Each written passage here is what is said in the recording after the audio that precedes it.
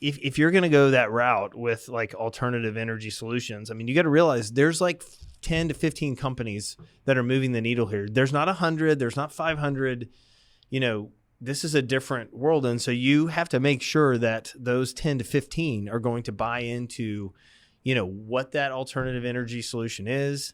Does that meet their sustainability plans? How are they going to justify using that, energy? Is that a bridge solution? Can you, transfer off of it over time? I mean, there's a number of things you have to consider before that. Plus, typically those solutions are going in like secondary and tertiary markets. So, if you finance, if you put together a site in the middle of nowhere for 300 megawatts, and at some point that big user leaves, there's only a list of 10 to 12 that are going to come that are going to be potential options to replace that. And the market could change. The other thing too is now that the power companies realize that there's such a squeeze on the, utility power across the country, they're asking more.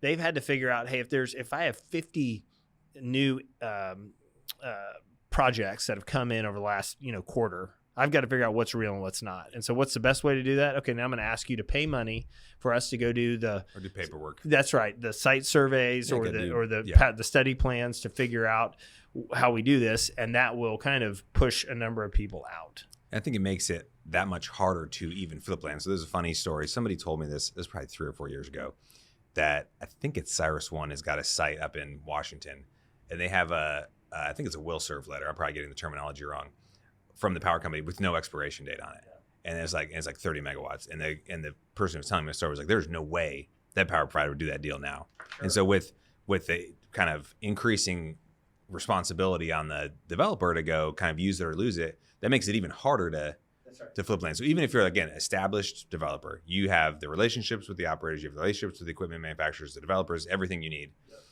You still have like this very tight needle to thread between getting the power secured, then getting the tenant to buy in, and then getting the thing developed, all within this increasingly tighter timeframes that the power companies are putting on the developers. So that makes it just makes it very much more challenging to be a kind of pure play powered land developer. I hope the term land flipper is not derogatory, but it kind of is what it is. You're buying unpowered land, getting the power, and then trying to sell it for a profit. Yeah, sure. It's getting harder to do.